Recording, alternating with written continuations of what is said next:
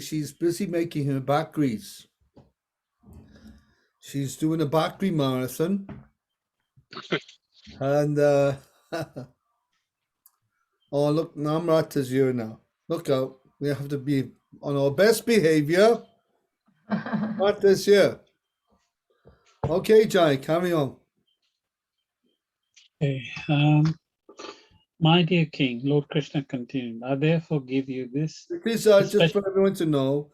This is the fourth paragraph from the end of the chapter. The fourth paragraph from the end of the chapter. Go ahead, Prabhu. My dear King, Lord Krishna continued, I therefore give you the special benediction that you will always think of me. Thus you will be able to traverse the material world freely without being contaminated by the material qualities. This statement by the Lord confirms that a person in true Krishna consciousness engaged in the transcendental living, loving service of the Lord under the direction of the spiritual master is never subject to the contamination of material qualities. Shall I continue? No, go ahead, Alex. Hare Krishna. My dear king, the Lord said, because you are Akashta, you have committed the offense of slaughtering animals, both in hunting and in political engagement. To become purified, just engage yourself in practice of bhakti yoga and always keep your mind absorbed in me. Very soon you will be freed from all reactions to such sordid activities. In this statement, it appears that although Kashtas are allowed to kill animals in hunting, they are not freed from the resultant contamination of sinful reactions. Therefore, whether one is a Kashtra, a Vaishya, a Brahmana, one is recommended to take sannyasa at the end of life, to engage in himself completely in the service of the Lord and thus become freed from all sinful reactions of his past life. Hare Krishna. Now, there we are. So only Shudras don't take the sannyas. Only the Shudra. Because they're not educated. Shudras are in the category of communist, where they're not paid. They work for the state. They're looked after by the state. And Shudras generally are not educated because they have a tendency to misuse their education. In Kali Yuga, everyone is born a Shudra. Kalau Shudra Sambhava. This is a statement in the Mahabharata. Kalau Shudra Sambhava. Everyone in Kali Yuga is of the Sambhava, as the quality, the nature of Shudra. And therefore, we tend to be lazy in spiritual activity, or we don't want to follow the real spiritual path. We'd rather follow some pseudo spiritual path. Hence, majority of people are not Krishna conscious. Only very few people will take seriously to Krishna consciousness and the Vaidhi Bhakti system. Most people, they'll want to just they'll pray, they'll go to a church, a mosque, temple, but they won't take it very seriously. They'll just do it because it's maintaining their life in a nice way. And or if they're tried to the Hindu system, they'll go and listen to people chanting mantras or Bhagavad Saptas, very popular, but they won't be going to the Bhagavad Sapta in order to become, with the thought that I'm going to advance now in spiritual life. For my practice is going to get better. It's going to inspire me to chant more japa. In general, people don't go for that. It's more like sattvic entertainment in the sattva gun. Going for just like family is there and it's a nice thing to do. So it'll bring good luck to our family to do that. Now I've just been told by one of the local yoga groups here, one of the ladies was going to come to our our event, concert music event by Manglananda, and she's found out on the same night there's a big event in London with an American kirtan singer called Krishna Das, and she prefers to go there. And the Krishna Das, he's not initiated into any line of a bona fide sampradaya. He's got some. He's connected to someone who's not in a sampradaya.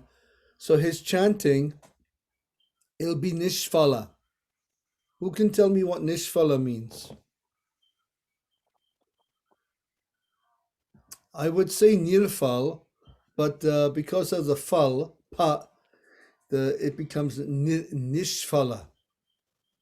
What does fal mean? Pal or Fruit. pal? Fruit Fruit, yes, a nishphala. without any anticipation of any fruits Yes, or without any fruit. return. It's fruitless. Fruitless. Yeah. Nishpal. So it says in the oh dear, I've forgotten. It's one shastra. Mantras te nishphala. Sampradaya vihina ye. Mantras te nishphala mata. Sampradaya vihina ye. If one is not connected with the sampradaya, bona fide sampradaya, Sri, Rudra, Kumar, or the Brahma sampradaya, these are the four bona fide Vaishnava sampradayas, then the mantra that you chant will be Nishphala. It'll sound very nice. You may get something out of the chanting of a mantra, but you will not make genuine spiritual progress. You won't make the real, it won't be real. It will be a mithya, because the mantra will not be activated correctly.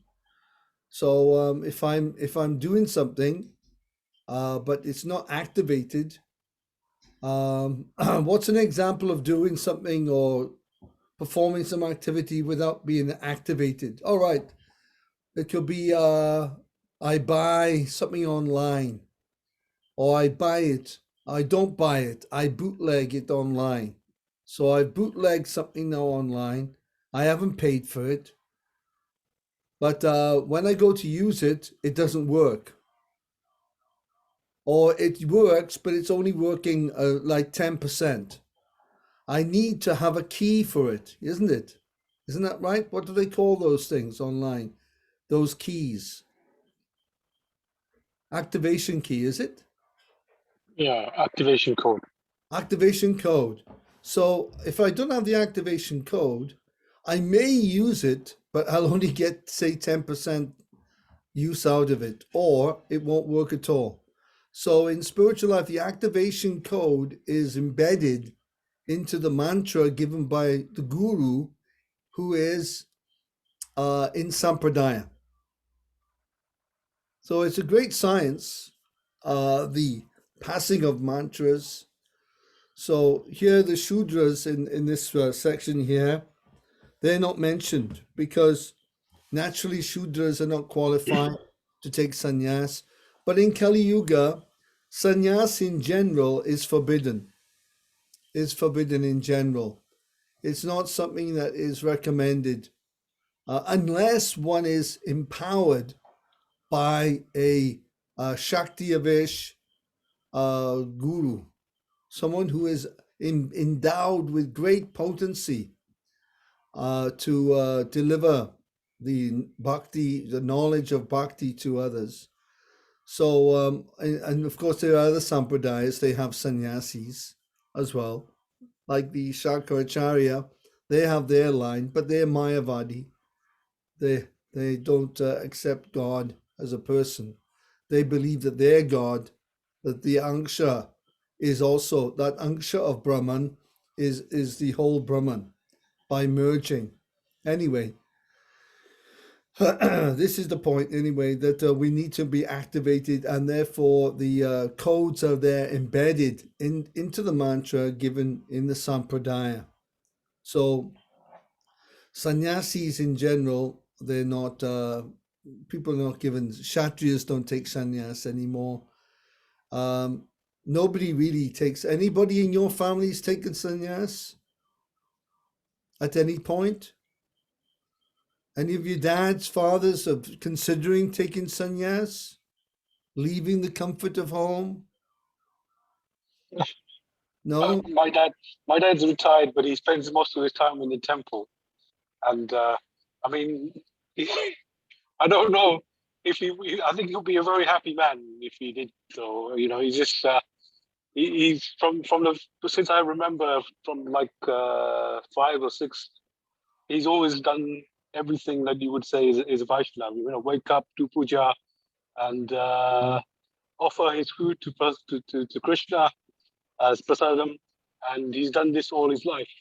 But I think for him, the mandir is not only a place for socializing, but also for his retirement. His home. His retirement, the mandir is his retirement home. Yeah, well, that's he spends a lot of time, and he does a lot of seva in terms of He's a lucky man. He's like, I mean, most people they go take retirement, then otherwise they're stuck in a retirement home because they're not physically well enough, or if they have some money, then they have a retirement home by the sea. And when I was in Miami in 1989, 88, it was 89 January. I was sent down there from one temple to pick up loads of paintings from one devotee. So I had a U-Haul. I don't know if you know what a U-Haul is, but you can rent them one way and you can put loads of stuff. They're like a Luton van, the American version of a Luton van. And you can stick loads of stuff in it. Anyway, I went down there with a U-Haul. Well, no, I went down there with a devotee, and then we came back with the U-Haul. I drove it back, and one night I was at the temple, and that temple on Collins Avenue in Miami was right on the beach. I mean, literally, it was on the beach on the promenade. So it was literally on the road that is adjacent with the beach itself. Now, we used to look out of the temple room on the 3rd or 4th floor. There was a lift in there. It was an old hotel. And you'd see from the mandir, taking darshan of Jagannath and I think they had Radha Krishna and Gaurnitai. And then you'd look to the left and you'd see the expanse of the sea. It was an extraordinary temple.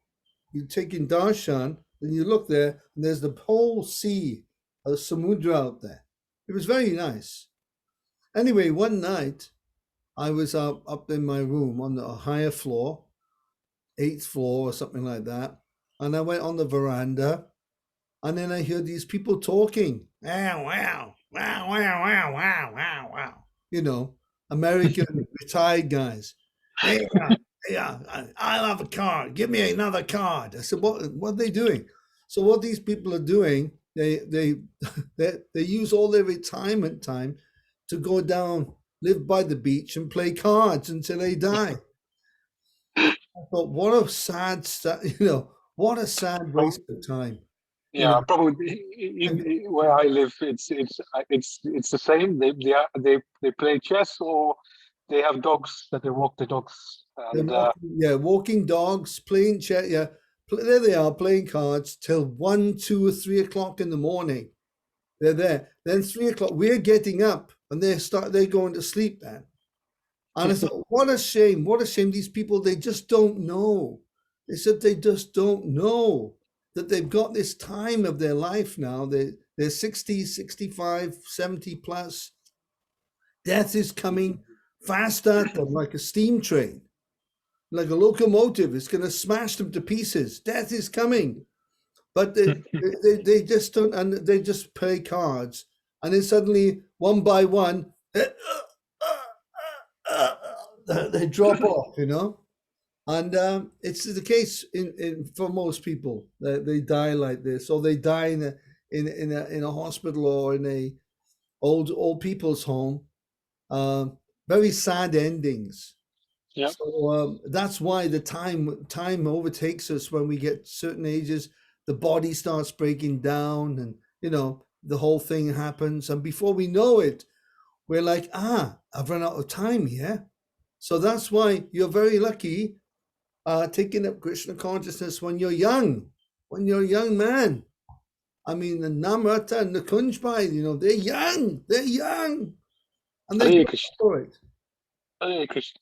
Jigna, look at Jigna there. She's young, and she's chanting, and she, you know, this is very, very, very fortunate because you can continue. You can continue in your old age, and it's old age is very nice in Krishna consciousness. Like your dad. What a lucky. What's your dad's name? Amnu Nam Suche? Devji Bhai. Devji Bhai. Devji Bhai. What a name! Devji Bhai. You got a name to go with it as well. Look. Mm. Okay, let's ask Jigna. Jigna. Oh, let's ask Namrata to do the next paragraph there, and Jigna can just listen to it. The Lord then assured King Muchukunda, in your next life you will take your birth as a first-class Vaishnava, the best of Brahmanas, and in that life your only business will be to engage yourself in my transcendental service. A Vaishnava is a first-class Brahmana because one who has not acquired the qualification of a bona fide Brahmana cannot come to the platform of a Vaishnava.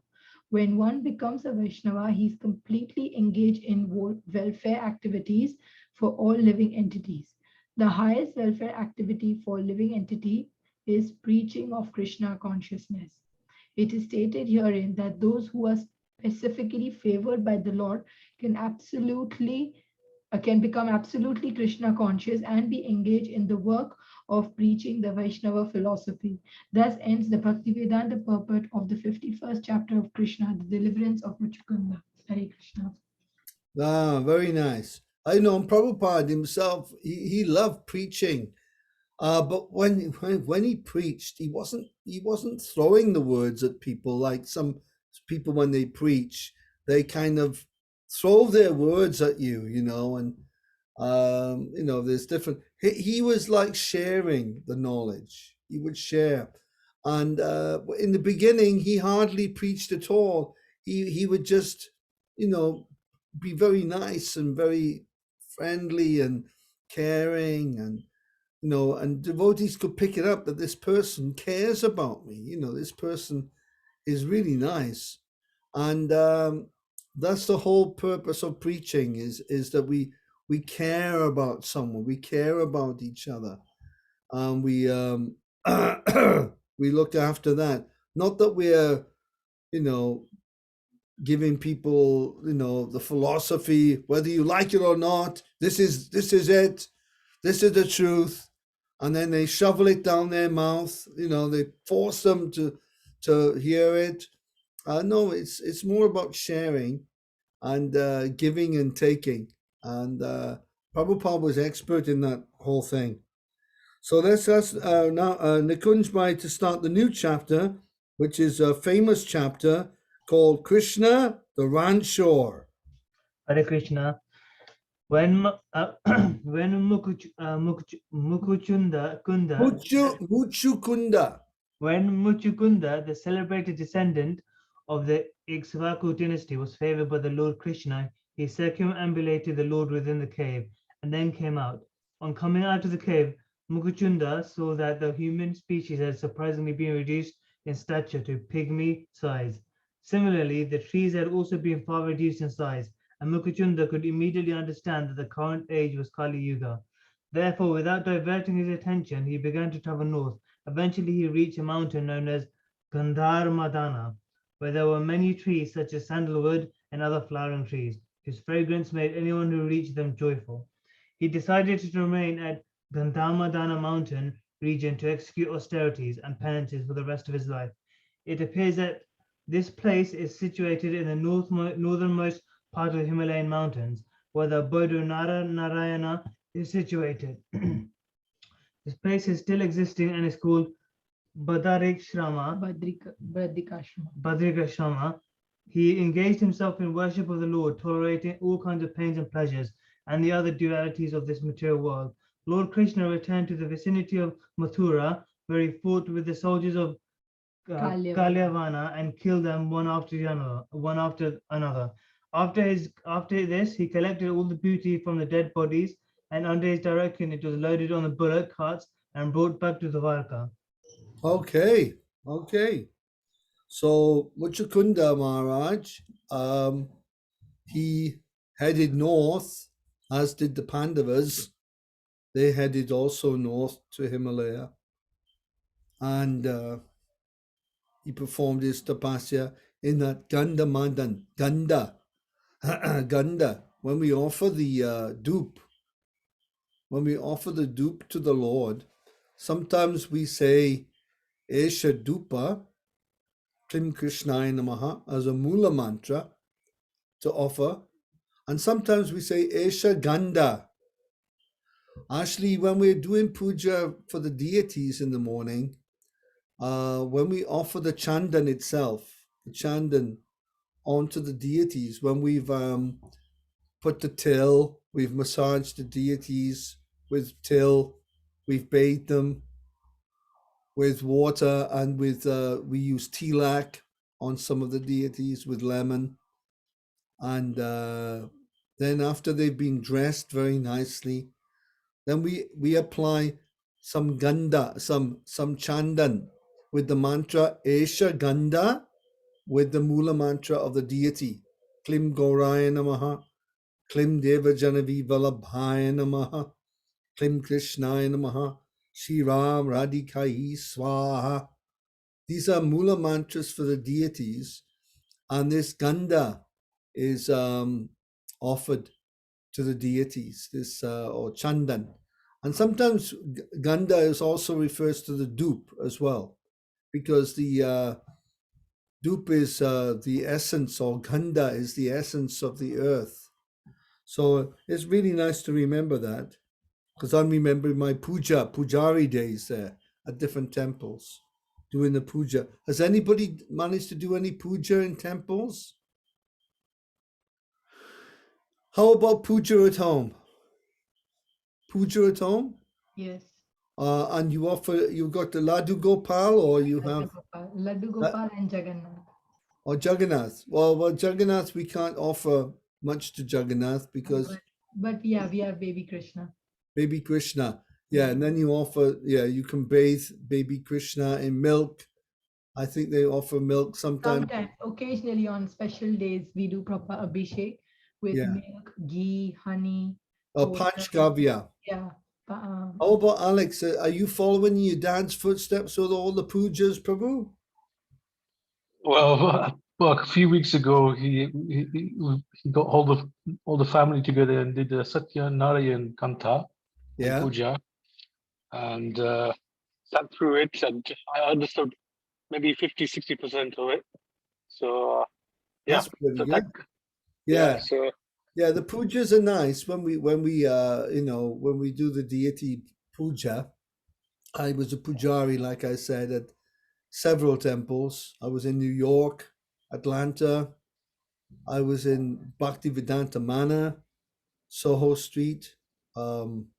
I was in Mauritius. Thinking of different places where I did the pujari seva, cooking for the deities, and dressing and bathing, putting them to sleep, waking them up, offering the food. All this is very nice. This puja, this pujari seva, it's really wonderful to be there to do that. I feel very fortunate.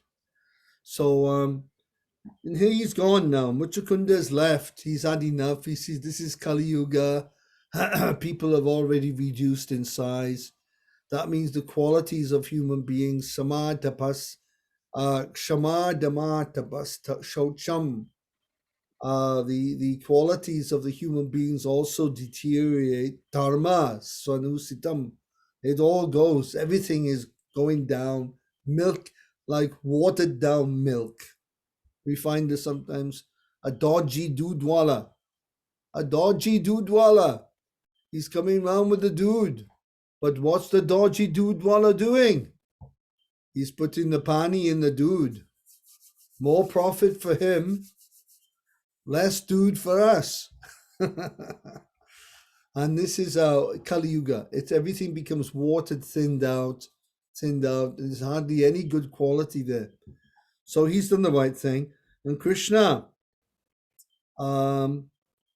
returned to the battle scene in Mathura, and he's taking all the booty, all the gold, all the mukuts and the weapons from the dead bodies, and taking it back to Dwarka on bullock carts.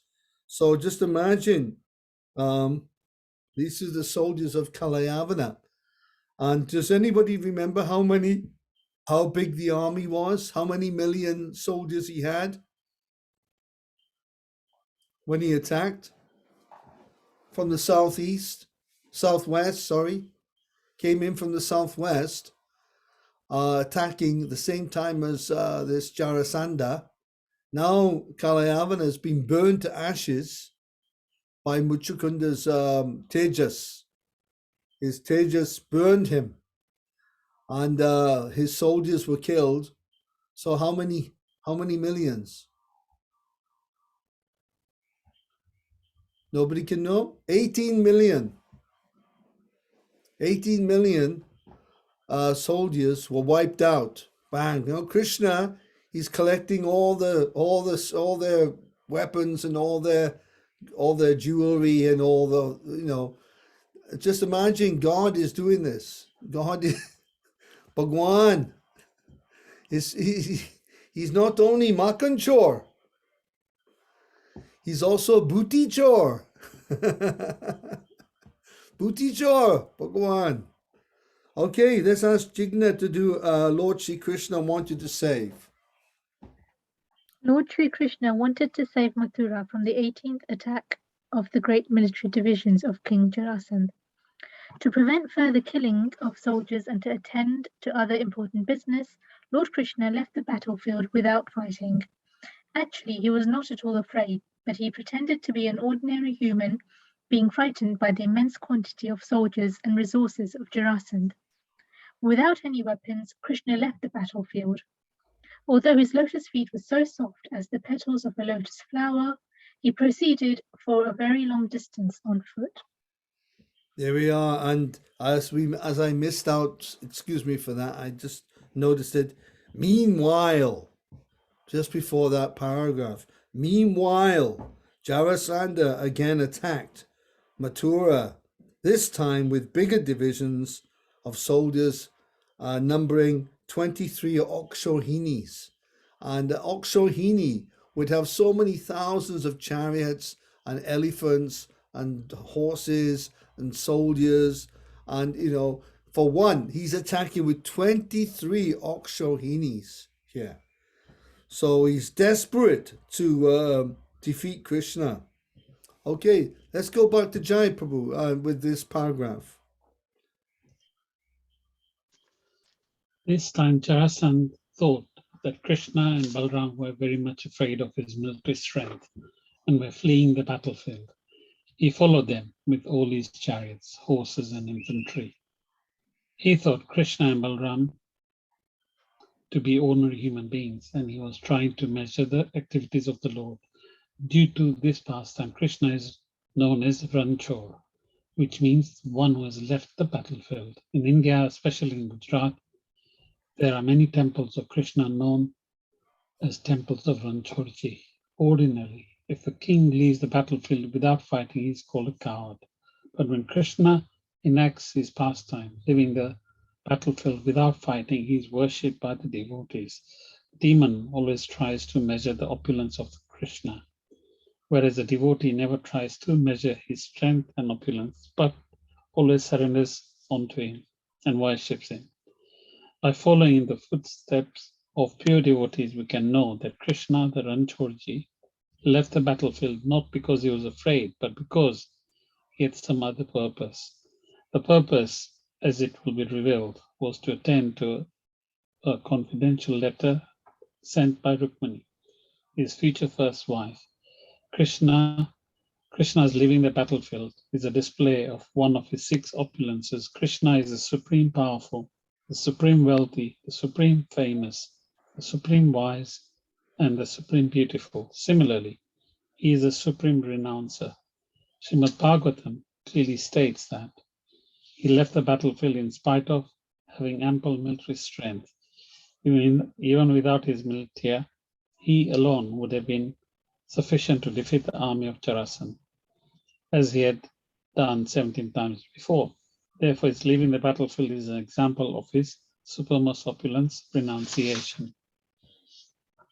Okay, so there we are. Krishna, he's leaving on account of the sincere letter sent by Rukmini with Brahmin, with the priest. And the priest has delivered this message, and now Krishna has decided to opt to attend to Rukmini's needs. So he has to travel a long distance for that.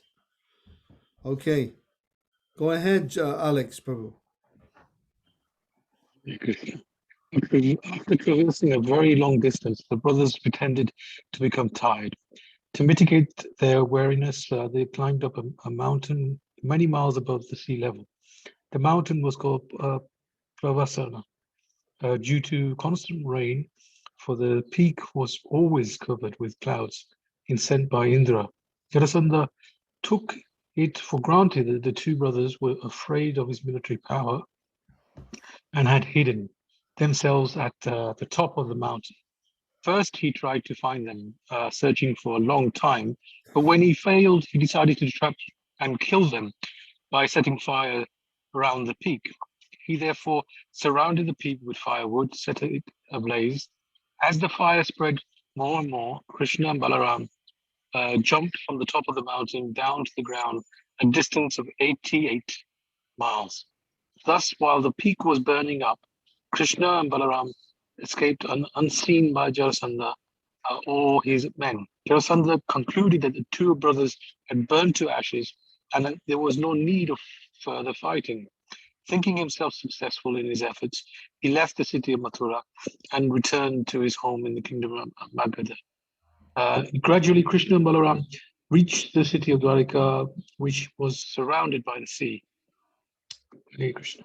Okay, so Jarasandha has been duped.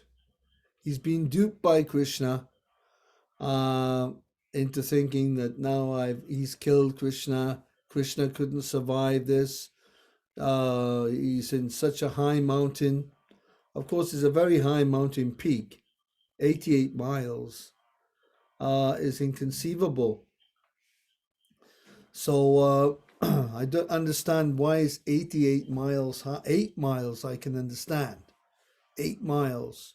So this is a part of the Bhagavatam where our team of scientific researchers would come in and they would discuss this Pavarshana mountain peak, the mountain, and discuss that, where this could be, what's that all about, because that does require a little bit of research. The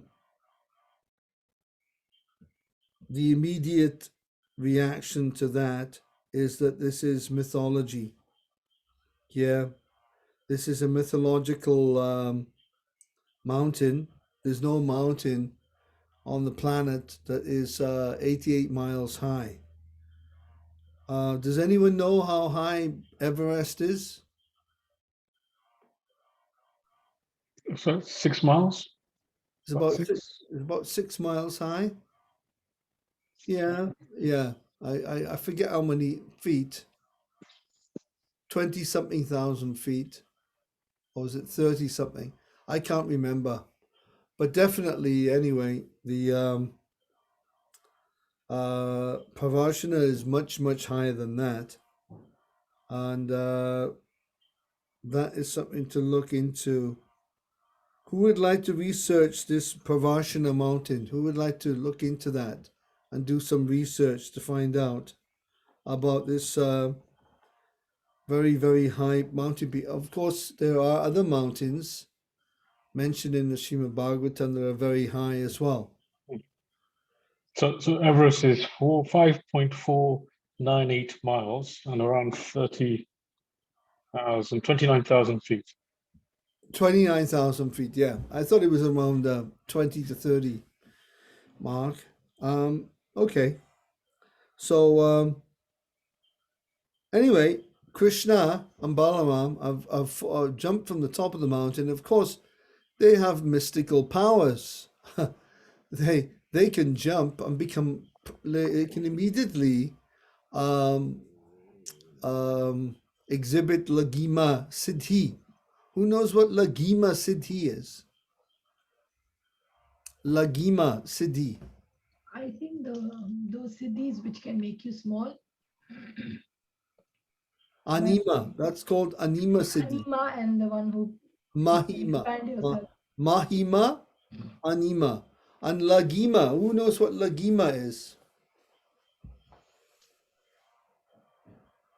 It's a mystic yoga siddhi whereby one becomes lighter than the air. Okay. So that one simply floats down. So Krishna is called Yogeshwara. That's another name for Krishna that is mentioned in the Bhagavad Gita by Sanjaya. At the end of the Gita, he says, Yatra Yogeshwaram. Krishna is the Yogeshwaram. He's the master of all mystical powers, all siddhis. He is the master. So for Krishna, he can easily counteract the laws of nature. You see, easily he can counteract it. This is one of the what it means to be God. This is one of the qualities of being God, is you can counteract nature. In fact, yogis, great yogis like Vishwamitra, were able to also counteract the nature. They had one siddhi specifically where you can perform activities which completely are in opposition to material nature. Once Vishwamitra Muni, he created a tree. Does anyone know what kind of a tree he made?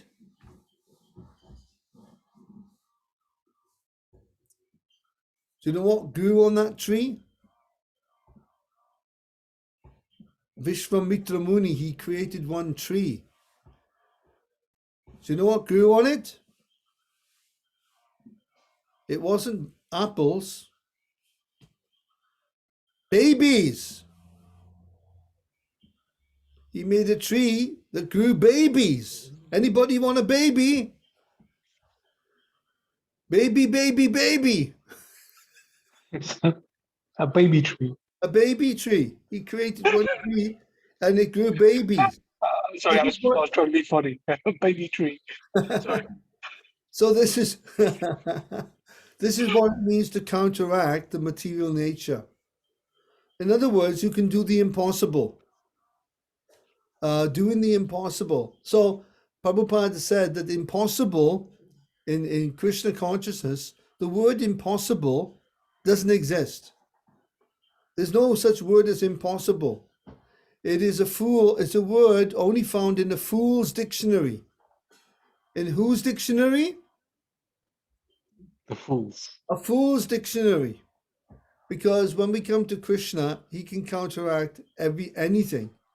He can turn something material into spiritual. Can you give me an example of something that Krishna turns material into spiritual?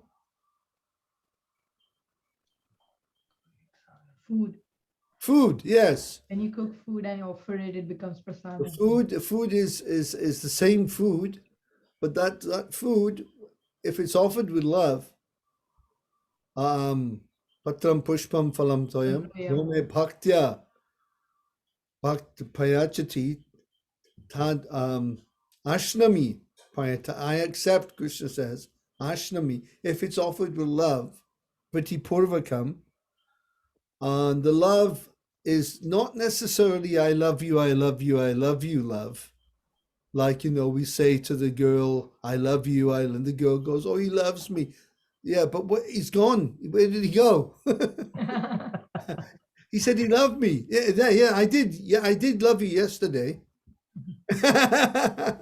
This is the cheating nature. So the love we talk of is the love of a devotee to follow his guru's instruction, to follow the Vaidhi Bhakti system, to follow sadhana bhakti. This is love. This is the love that Krishna is hankering for.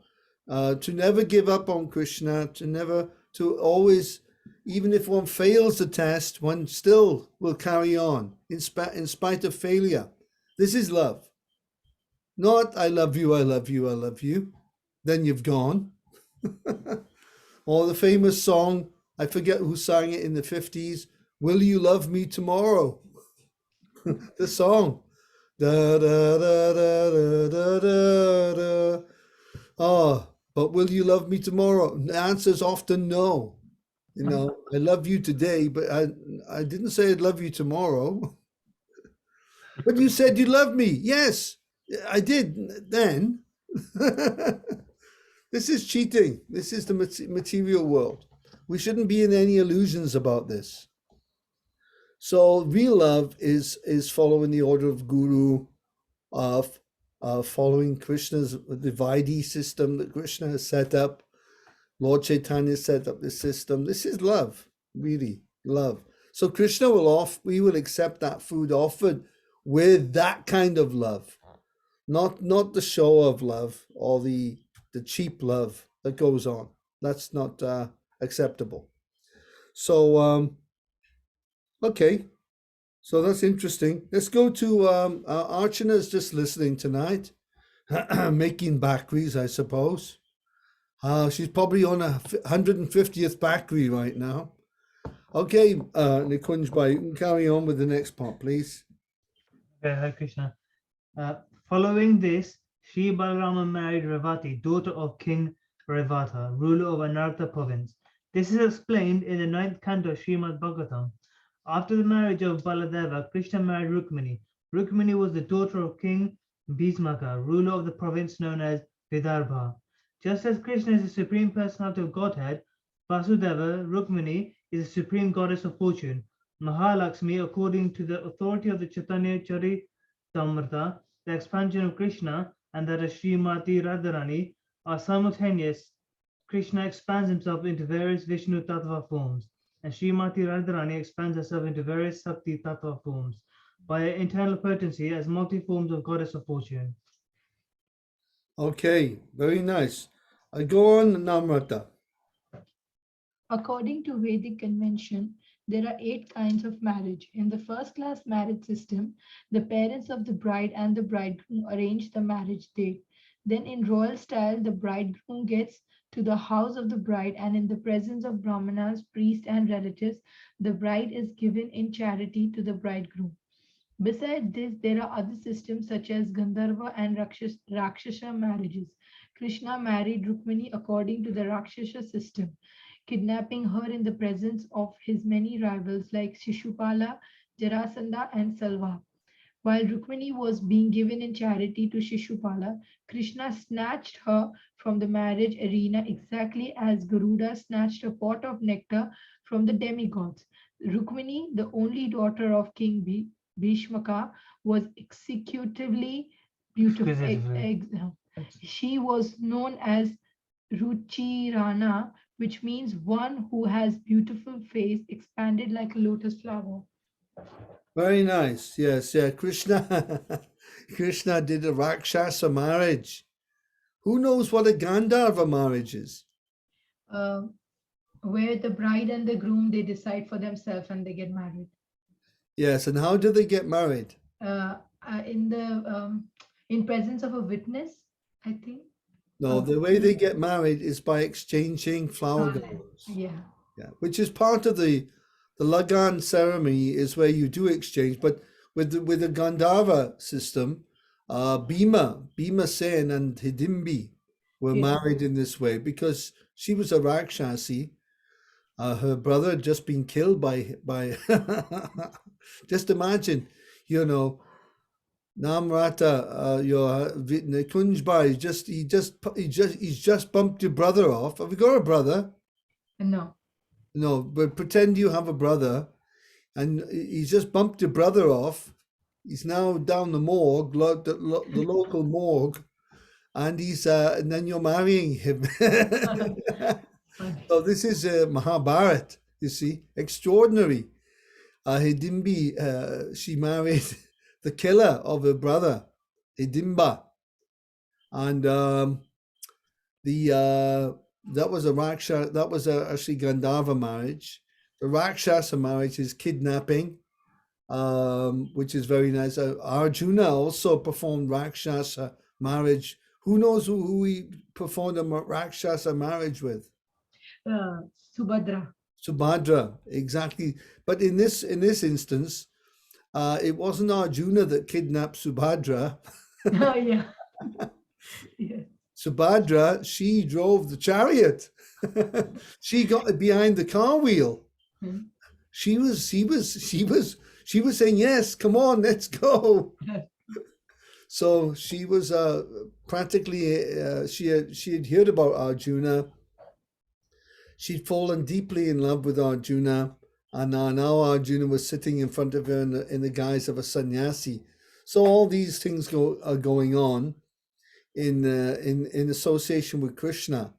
So it just goes to show that just like one in Krishna consciousness as well, even in Krishna consciousness, one may accidentally make a sin.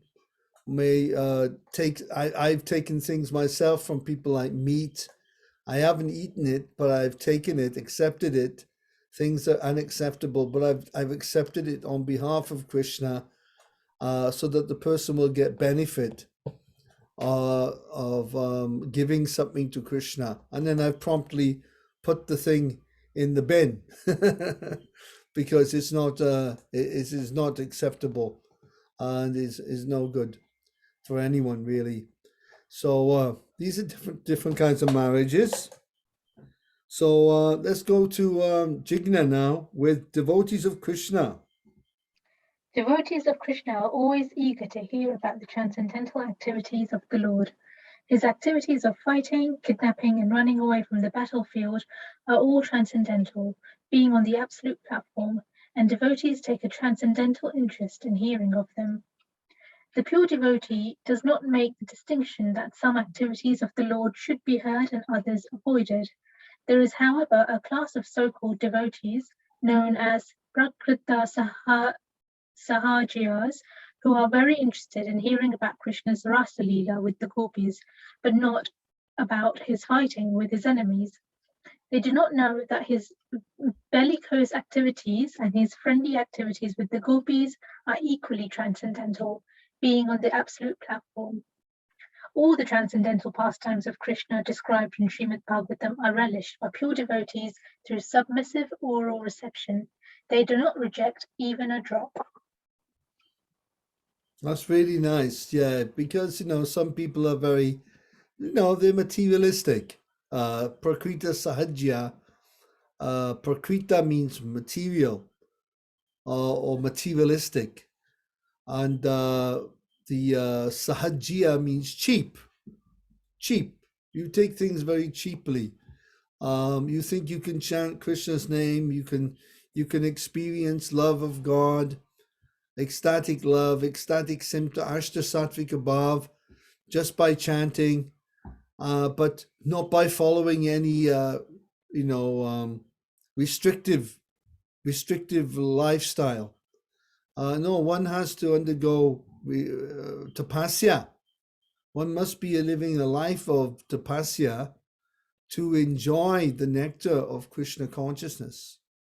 A life, a sinful life, living a sinful life, or loose life. We can say a loose wife, a loose life, not a loose wife, although there's plenty of loose wives in the world as well, like those loose women on television. Those loose women. Everyone seems to like these loose women. But the thing is, in Krishna consciousness, you can't be like that and taste Krishna bhakti. No, one has to undergo the restrictions of Vaidhi Bhakti. The four regulative principles are there. Who knows the who knows all four regulative? Hey, by the way, Jigna, I've been wondering a while now, where's your dad? We haven't seen him for a while. Oh, yes, he just happens to not be around on the Tuesdays because he does shift work. So sometimes he's around, sometimes he's not. Ah, I see. Well, tell him that we miss him. Oh, I will. Tell him that we're missing him. It's not like we have noticed. We haven't noticed he's not here, and it's nice to hear him. Reading as well. You see. Oh yeah, he will like that. I will tell him. Yeah, just tell him that we are noticing it and we are missing him. So, Chanaravinda Prabhu is here as well. Hare Krishna Prabhu. Hare Krishna Prabhu. Very nice. Okay, so we've got that point that I was making. What was the point we were making there? Vaidhi Bhakti. Yes, that's where we have to undergo we have to follow these four principles in order to come to the level. Prabhupada said to become a level of a human being. It's not that the four principles in Krishna consciousness are there that you advance by that. No, that is the foundation only. That is the basic. To be a basic human being means to follow these principles. So who can tell me these four principles? For these four regulating principles. Yeah? No meat eating, no drinking, no intoxication, right? Yeah. And then no gambling, and then illicit sex. Yes, no sex outside marriage, basically. And then restricting it. It's difficult to restrict these things. Sex life is a really, really hard thing to. I mean, I was a brahmachari, so I really know how tough it is. Now, difference is if you've been born into the culture and you've been trained from a young age, it's much easier to follow the brahmachari principle. And also, if one has been fed by the mother's breast milk as a child, and as not just as a baby, but as even as a young child of 1 year of age, 1.5, even up to 2 years of age, the child naturally, the male naturally doesn't see the mother or doesn't see women as an object of exploitation. You see, this is the beauty of it. One will see the mother the lady as a mother, and they see the body of the woman in a different way. And that's explained by Prabhupada in I think it's in the Krishna book or Srimad Bhagavatam. How the mind can be adjusted. But because we live in such a artificial life, and we have lost connection with the mother, really, the child in Kali Yuga. I mean, mothers will know this. Anyone who's been a mother will know how it's different now. Hare Krishna. Hare Krishna. So this is the situation anyway. So we are following. We have four regular: no meat, fish, or eggs. By the way,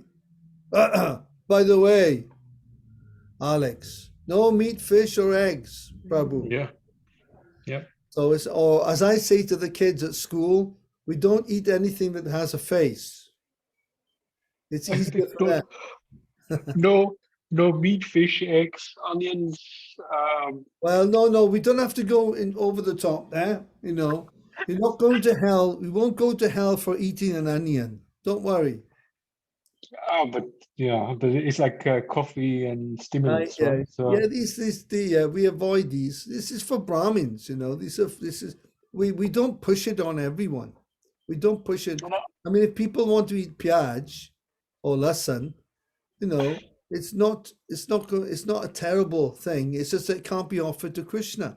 And if you can't offer your food to Krishna, yeah, you won't be able to make advancement as steadily, you see, as but it doesn't mean that that you can't be Krishna conscious and eat these things. But it's slower. It slows you down. That's all. but probably so if you're raised in that way, even including when you offer food, you don't taste the food. You basically cook the food, and you can tell from the smell everything is right. Yeah. And then you give it to Krishna. It's totally different taste as well. Oh yeah. I mean, so I've been lucky that my mother used to do that, but I didn't understand it until now. Yeah. It's amazing. It's Yep. amazing. But you know, I've been in Gujarati home. I've been in many. In London when I was preaching in Leicester in London. I'd be in and out of a Patel house. Like there was you know, so many Patels going on. And you know, I've been exposed to your lifestyle.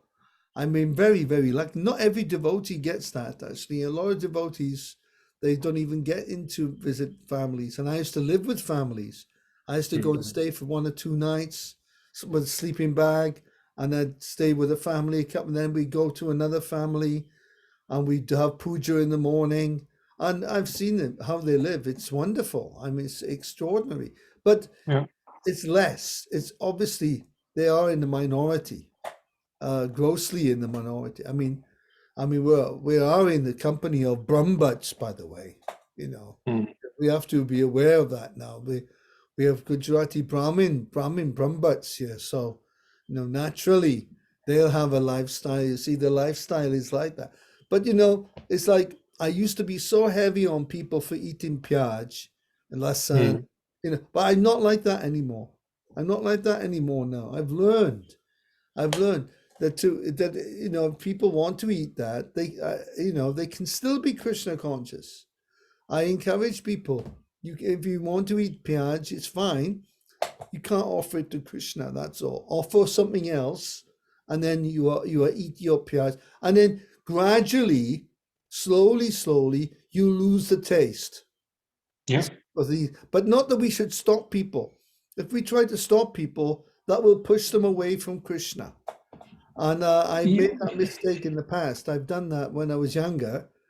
But I learned very quickly, this is not the right way. This is not the right way. And but it's foolishness, you see, my foolishness to do that. I would never do that anymore. Of course, we've come to the end of our Charnaravinda Prabhu, Hare Krishna. Thank you for coming. But you've come at the end. You've come right at the very end, Prabhu. I'm sorry. I forgot to phone you up to remind you. Sorry. It started at 7, did you? Yes, Prabhu. I'm sorry. I forgot. I was a bit busy today. I had to go out and do things, and I've been. I don't want to go into the droll day-to-day activities, but you know, we have to do all the mundane things. You know, we have to do all that. I've been on the computer for a long time, setting up hotels, but you know, booking hotels, and you know, in Barbados. I mean, in Barbados. Yeah, No, booking hotels in Manchester for schools. Okay, so we've come to the that stage now. That was nice. What was the last part there that Jigna said? What was the last part you said, Jigna? Even a drop. They do not reject even a drop. There you go, Jai. So we're starting from the story of Krishna's marriage. is described as follows. Woohoo! Okay, we're in for a bit of a story now next week. Krishna's marriage, which is fantastic. And it involves princes falling off horses and everything. It's great. So we leave it there. Archana, thank you very much for joining us. And I hope you on your 250th Bakri now. We'll be coming soon. And Jigna, thanks. Tell your dad we're missing him. And we will see him hopefully over the next few weeks. We'll see him soon. Okay, Hare Krishna. Hare Krishna Prabhuji. Thank you. All glories to Srila Prabhupada. Rise to Shri. Very good. Hare Krishna.